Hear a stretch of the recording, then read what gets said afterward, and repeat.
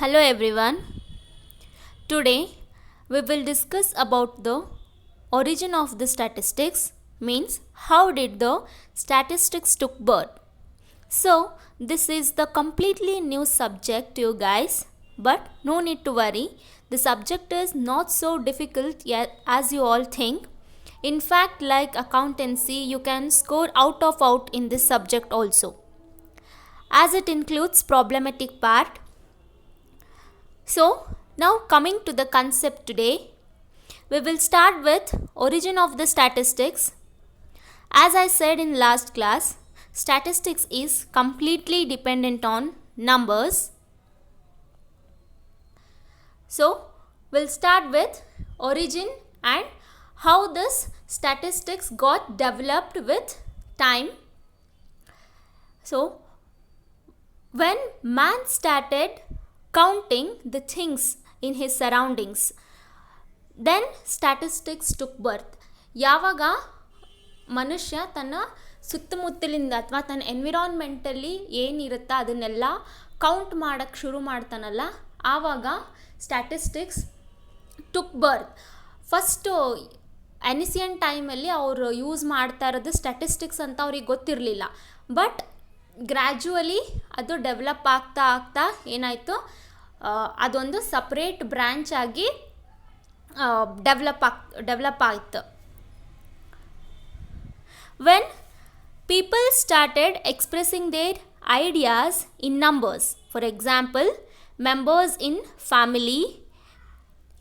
ನಾನು ಹೇಳಿದೆ ನಿಮಗೆ, statistics is completely dependent on numbers. ಇಲ್ಲೇ ನ್ಯೂಮರಿಕಲ್ ಡೇಟಾ ಇಲ್ಲದೆ ನಾವು ಏನೂ ಮಾಡೋದಕ್ಕಾಗಂಗಿಲ್ಲ. ಸೊ ಯಾವಾಗ ಜನ ಅವ್ರ ಐಡಿಯಾಸ್ನ ನಂಬರ್ಸಲ್ಲಿ ಎಕ್ಸ್ಪ್ರೆಸ್ ಮಾಡೋಕ್ಕೆ ಶುರು ಮಾಡ್ತಾರಲ್ಲ, ಆವಾಗ ಸ್ಟ್ಯಾಟಿಸ್ಟಿಕ್ಸು ಯೂಸ್ ಮಾಡೋಕ್ಕೆ ಶುರು ಮಾಡ್ತಾರೆ ಅವರು. So people started expressing their ideas in the numbers. For example, quantities given or taken in the barter system. You know barter system. This is exchange of goods and services for the other service and goods in return. In the ancient times, ಹಳೆ ಕಾಲದಲ್ಲಿ ಏನಾಗ್ತೈತಂದ್ರೆ, ನೀವು ಯಾವುದಾದ್ರೂ goods and service ಒಬ್ಬರಿಂದ purchase ಮಾಡಿದರೆ ಅವ್ರಿಗೆ ದುಡ್ಡು ಕೊಡ್ತಾ ಇರಲಿಲ್ಲ. ಅದ್ರ ಬದಲಾಗಿ ಏನು ಮಾಡ್ತಾಯಿದ್ರು, ತಮ್ಗೆ ಏನು ನೆಸಸರಿ ಇರ್ತೈತಿ ಆ ಗೂಡ್ಸ್ ಆ್ಯಂಡ್ ಸರ್ವಿಸಸ್ನ ಅವ್ರ ಕಡೆಯಿಂದ ತೊಗೋತಾಯಿದ್ರು. ಫಾರ್ ಎಕ್ಸಾಂಪಲ್, ಈಗ ಒಬ್ಬರ ಕಡೆಯಿಂದ ಒಂದು ಬ್ಯಾಗ್ ಆಫ್ ಜೋವಾರ್ ಅವರು ಪರ್ಚೇಸ್ ಮಾಡಿದ್ರಂದರೆ ಅದ್ರ ವರ್ತ್ ಅಷ್ಟು ಬೇರೆ ಕೊಮೋಡಿಟಿನ ಅವರಿಗೆ ಅಥವಾ ಬೇರೆ ಐಟಮ್ನ ಅವ್ರಿಗೆ ಕೊಡ್ತಾಯಿದ್ರು. In ancient days there were no money business. ಹೀಗೆ ಅವ್ರು ತೊಗೊಂಡಿರೋಂಥ ಗೂಡ್ಸ್ ಆ್ಯಂಡ್ ಸರ್ವಿಸಸ್ಗೆ ಬೇರೆ ಗೂಡ್ಸ್ ಆ್ಯಂಡ್ ಸರ್ವಿಸಸ್ನ ಎಕ್ಸ್ಚೇಂಜ್ ಮಾಡ್ತಾಯಿದ್ರು. ಕನ್ನಡದೊಳಗೆ ಇದು ಬಾರ್ಟರ್ ಸಿಸ್ಟಮ್ಗೆ ವಿನಿಮಯ ವ್ಯವಸ್ಥೆ ಅಂತ ಕರೀತಾರೆ. ಕನ್ನಡ ಮೀಡಿಯಮ್ ಸ್ಟೂಡೆಂಟ್ಸ್ ಯಾರು ಇರ್ತೀರಿ ಅವರು ಕಲ್ತಿರ್ತೀರಿ. ಯಾವುದಾದ್ರೂ ಒಂದು ವಸ್ತುನ ಒಬ್ಬರಿಂದ ಕೊಂಡ್ಕೊಂಡ್ರೆ ಅವರಿಗೆ ದುಡ್ಡು ಬದಲಾಗಿ ಬೇರೆ ವಸ್ತುನ, ಅದೇ ವ್ಯಾಲ್ಯೂ ಇರೋವಂಥ ಬೇರೆ ವಸ್ತುನ ಅವ್ರಿಗೆ ಕೊಡೋದು, ಅದನ್ನು ನಾವೇನಂತ ಕರಿತೀವಿ, ಬಾರ್ಟರ್ ಸಿಸ್ಟಮ್ ಅಂತ ಕರಿತೀವಿ. ಹಿಂಗೆ ಬಾರ್ಟರ್ ಸಿಸ್ಟಮ್ನಲ್ಲಿ ಏನಾಗ್ತೈತಂದ್ರೆ, ಅವ್ರು ಎಷ್ಟು ಬ್ಯಾಗ್ಸ್ ಅವ್ರಿಗೆ ಕೊಟ್ಟಿರ್ತಾರೆ ಅದನ್ನು ಕೌಂಟ್ ಮಾಡೋಕ್ಕೆ ಶುರು ಮಾಡ್ತಾರೆ. even though they were not aware that is statistics, unknowingly the people in the ancient days were using the statistics, but they didn't know that they were using statistics. So for example, ಮತ್ತಿನ example ಹೇಳಬೇಕಂತಂದರೆ, farmers need record of climatic conditions for their agricultural activities such as cultivating the soil, planting, harvesting crop, etcetera. ಫಾರ್ಮರ್ಸ್ಗೆ ಅವ್ರದ್ದು agricultural ಆ್ಯಕ್ಟಿವಿಟೀಸ್ಗೆ ಏನು ಬೇಕು, climatic conditions ಬೇಕಾಗ್ತೈತಿ. ಈ climatic ಕಂಡೀಷನ್ಸ್ನ ಯಾರು ಕೊಡ್ತಾರೆ, weather forecasting ಡಿಪಾರ್ಟ್ಮೆಂಟ್ನವ್ರು ಕೊಡ್ತಾರೆ. ಅದನ್ನು ಅವ್ರೇನು ನಿಮ್ಮ ಮೊಬೈಲ್ನಲ್ಲೂ ಎಲ್ಲ ತೋರಿಸ್ತಾರೆ, ನಾಳಿದ್ದು ವೆದರ್ ಏನಿರ್ತೈತಿ ಅಂತ ಇವತ್ತೇ ಫಾರ್ಕಾಸ್ಟ್ ಮಾಡ್ತಾ ಇರ್ತಾರೆ. ಅವ್ರು ಹೆಂಗೆ ಫಾರ್ಕಾಸ್ಟ್ ಮಾಡ್ತಾ ಇರ್ತಾರೆ, it is completely based on statistics. ಅವರು ಹಿಂದಿನ ಎಲ್ಲ ವೆದರ್ಸ್ನು ರೆಕಾರ್ಡ್ ಆಗಿಟ್ಕೊಂಡು ನಾಳೆ ಅಥವಾ ನಾಡಿದ್ದು ವೆದರ್ ಏನಿರುತ್ತಂತ ಮುಂಚೆನೇ ಪ್ರಿಡಿಕ್ಟ್ ಮಾಡಿರ್ತಾರೆ. Based on that farmers will decide when to cultivate the soil, when to plant and when to harvest the crop, ಇದಕ್ಕೆಲ್ಲ ಏನು ಬೇಕು, ಕ್ಲೈಮೆಟಿಕ್ ಕಂಡೀಷನ್ಸ್ ಬೇಕು. ಇನ್ ಅಡ್ವಾನ್ಸ್ ಕ್ಲೈಮೆಟಿಕ್ ಕಂಡೀಷನ್ಸ್ನ ತಿಳ್ಕೊಬೇಕು.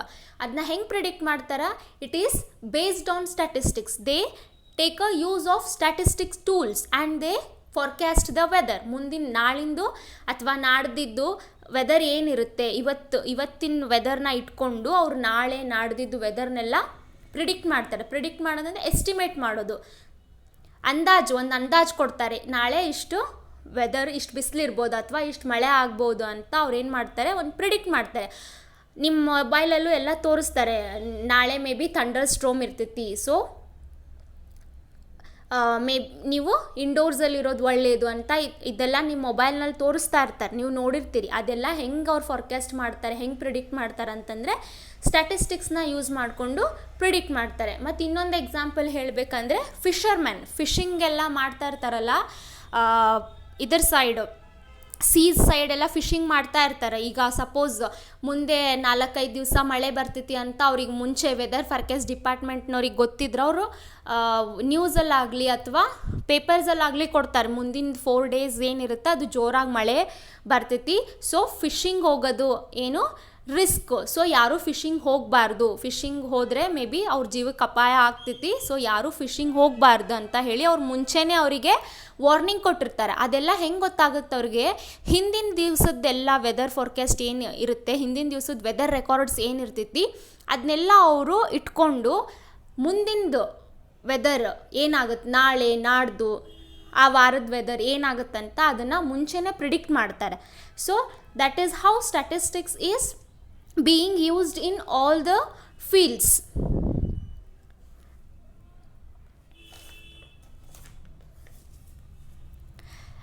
So in ancient days also when kings were ruling, ಯಾವಾಗ ರಾಜರ ಆಡಳಿತ ಇತ್ತಲ್ಲ, ಯಾವಾಗ ಕಿಂಗ್ಸ್ ರೂಲ್ ಮಾಡ್ತಾ ಇದ್ರು, then also statistics used for administrative purpose. ಅವಾಗೂ ಕೂಡ ರಾಜರು ಯಾವಾಗ ಕಿಂಗ್ಸ್ ವೇರ್ ರೂಲಿಂಗ್, ಯಾವಾಗ ಕಿಂಗ್ಸ್ ರೂಲ್ ಮಾಡ್ತಾ ಇದ್ರಲ್ಲ, ಆವಾಗ ಅಡ್ಮಿನಿಸ್ಟ್ರೇಟಿವ್ ಪರ್ಪಸ್ಸಿಗೆ ಸ್ಟ್ಯಾಟಿಸ್ಟಿಕ್ಸ್ನ ಯೂಸ್ ಮಾಡ್ತಾಯಿದ್ರು. ಫಾರ್ ಎಕ್ಸಾಂಪಲ್ ಹೇಳಬೇಕಂತಂದರೆ ವ್ಯಾಲ್ಯೂ ಆಫ್ ಟ್ಯಾಕ್ಸಲ್ಲಾಗಿರ್ಬೋದು ಅಥವಾ ಎಕ್ಸ್ಪೆಂಡಿಚರನ್ನಲ್ಲಾಗಿರ್ಬೋದು, ಟ್ರೇಡ್ಸಲ್ಲಿ ಒಂದು ರಾಜ್ಯದಿಂದ ಒಂದು ಕಿಂಗ್ಡಮಿಂದ ಇನ್ನೊಂದು ಕಿಂಗ್ಡಮ್ಗೆ ಟ್ರೇಡಿಂಗ್ ಆಗ್ತಾ ಇರ್ತೈತಿ ಅಥವಾ ಬಿಸ್ನೆಸ್ ಆಗ್ತಾ ಇರ್ತೈತಿ, ಆವಾಗ ಸ್ಟ್ಯಾಟಿಸ್ಟಿಕ್ಸ್ ಯೂಸ್ ಮಾಡ್ತಾಯಿದ್ರು. But they didn't know they were using statistics. Gradually what happened, it got developed and people started considering it as separate branch. First ಏನೋ ಅವ್ರಿಗೆ ಗೊತ್ತಿರಲಿಲ್ಲ, ಅವ್ರು ಯೂಸ್ ಮಾಡ್ತಾ ಇರೋದು ಸ್ಟ್ಯಾಟಿಸ್ಟಿಕ್ಸ್ ಅಂತ ಅವ್ರಿಗೆ ಗೊತ್ತಿರಲಿಲ್ಲ, ಬಟ್ ಅವರು ಅನ್ನೋವಿಂಗ್ಲಿ ಅದನ್ನ ಯೂಸ್ ಮಾಡ್ತಾಯಿದ್ರು. ಆಮೇಲೆ ಜನರಿಗೆ ಅದ್ರ ಬಗ್ಗೆ ನಾಲೆಜ್ ಹೆಚ್ಚಾಗ್ತಾ ಆಗ್ತಾ ಆಗ್ತಾ ಏನಾಯಿತು, ಇಟ್ ಗಾಟ್ ಡೆವಲಪ್ಡ್. ಅಲ್ಲಿ ಅದರಲ್ಲಿರುವಂಥ ಟೂಲ್ಸು ಎಲ್ಲ ಡೆವಲಪ್ ಆಗಿ ಗ್ರ್ಯಾಜುವಲಿ ಏನಾಗ್ತು, with time it got developed and it gradually developed as a separate branch. ಜನ ಅದನ್ನ ಏನು ಮಾಡಿದ್ರು, ಸಪ್ರೇಟ್ ಬ್ರ್ಯಾಂಚ್ ಅಥವಾ ಸಪ್ರೇಟ್ ಬ್ರ್ಯಾಂಚ್ ಆಗಿ ಕನ್ಸಿಡರ್ ಮಾಡೋಕ್ಕೆ ಶುರು ಮಾಡಿದರು. ಈಗ ಲೈಕ್ ದಟ್ ವೆನ್ ಕಿಂಗ್ಸ್ ಹೆಂಗೆ ರೂಲ್ ಮಾಡುವಾಗ ಇದು ಯೂಸ್ ಆಗ್ತಿತ್ತು, ಅದೇ ಥರ ಈಗ ಗೌರ್ಮೆಂಟ್ಸಲ್ಲಿ ಕೂಡ ಯೂಸ್ ಆಗ್ತೈತಿ. 5 years ಪ್ಲ್ಯಾನ್ಸ್ ಮಾಡ್ತಾರೆ, ಸೆಂಟ್ರಲ್ ಗೌರ್ಮೆಂಟ್ ಆಗಲಿ ಅಥವಾ ಸ್ಟೇಟ್ ಗೌರ್ಮೆಂಟ್ ಆಗಲಿ, ಇವರೆಲ್ಲ 5 years ಪ್ಲ್ಯಾನ್ ಮಾಡ್ತಾರೆ.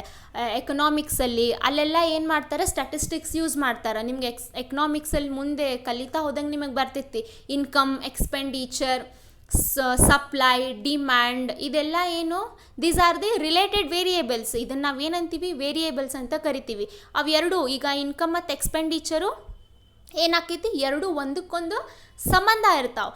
ಆ ಎರಡೂ ವೇರಿಯೇಬಲ್ಸ್ ನಡಕಿರೋಂಥ ರಿಲೇಷನ್ಶಿಪ್ನ ಸ್ಟಡಿ ಮಾಡೋಕ್ಕೆ ನಾವೇನು ಮಾಡ್ತೀವಿ, ಸ್ಟ್ಯಾಟಿಸ್ಟಿಕ್ಸ್ ಯೂಸ್ ಮಾಡ್ತೀವಿ.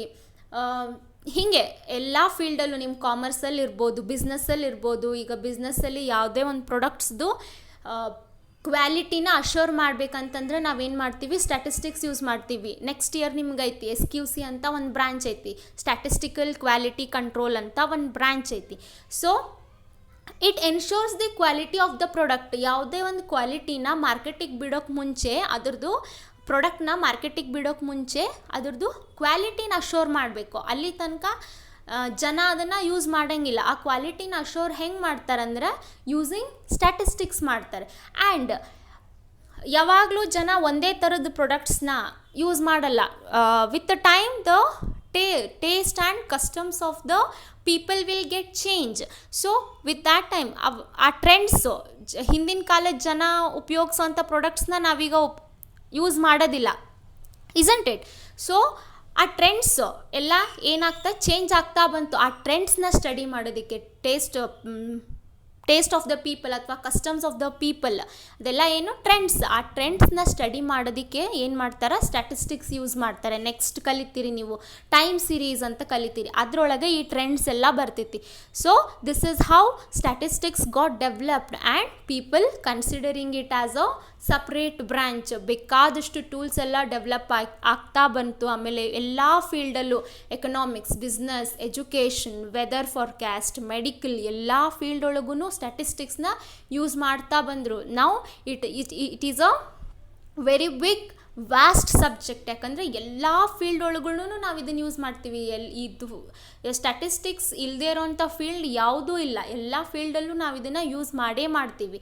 So this is how statistics took birth and developed with the time. This word statistics has been derived from many languages. ಬೇರೆ ಬೇರೆ ಲ್ಯಾಂಗ್ವೇಜಲ್ಲಿ ಇದಕ್ಕೆ ಬೇರೆ ಬೇರೆ ಅರ್ಥ ಐತೆ ಆ್ಯಂಡ್ ಬೇರೆ ಬೇರೆ it has got different spellings also. So will see now that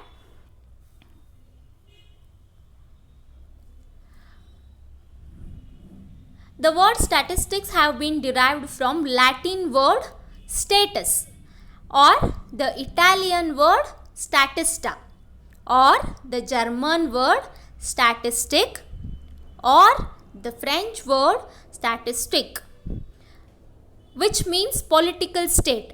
All these words means political state. Na ಈಗ ಏನೇನು ಹೇಳಿದೆ, ಲ್ಯಾಟಿನಲ್ಲಿ status, ಇಟಾಲಿಯನ್ನಲ್ಲಿ ಸ್ಟ್ಯಾಟಿಸ್ಟಾ, and in German statistic, or in the French statistic.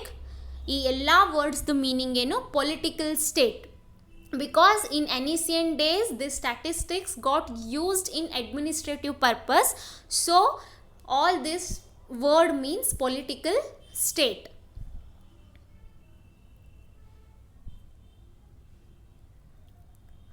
You all know that every subject has its experts. ಎಲ್ಲ ಸಬ್ಜೆಕ್ಟ್ಗೂ ಒಬ್ಬರು experts ಇರ್ತಾರೆ, ಯಾರು ಜಾಸ್ತಿ ಆ ಸಬ್ಜೆಕ್ಟ್ಗೆ contribute ಮಾಡಿರ್ತಾರೆ ಅಂಥವ್ರನ್ನ ನಾವು ಆ ಸಬ್ಜೆಕ್ಟಿನ ಎಕ್ಸ್ಪರ್ಟ್ಸ್ ಅಂತ ಕನ್ಸಿಡರ್ ಮಾಡ್ತೀವಿ. ಎಲ್ಲ ಸಬ್ಜೆಕ್ಟ್ಸಲ್ಲೂ ಎಕ್ಸ್ಪರ್ಟ್ಸ್ ಇರ್ತಾರೆ. Like that statistics also has many experts or statisticians ಅಂತ ನಾವು ಅವ್ರನ್ನ ಕರಿತೀವಿ. Among all those experts sir Ronald A Fisher or R.A. Fisher is considered as father of statistics. Across the globe, we consider R.A. Fisher as a father of statistics. ಇಡೀ international level ಒಳಗಡೆ ನಾವು R.A. Fisher ಅವ್ರನ್ನ, sir R.A. ಫಿಶರ್ನ father of statistic ಅಂತ ಕರಿತೀವಿ. Basically he is from genetics. ಇವರು genetics ಬ್ರ್ಯಾಂಚಲ್ಲಿ ಇದ್ದವರು. ಬಟ್ ಈ later he took interest in statistics and he contributed many things in statistics. So we consider Professor R.A. Fisher as a father of statistics.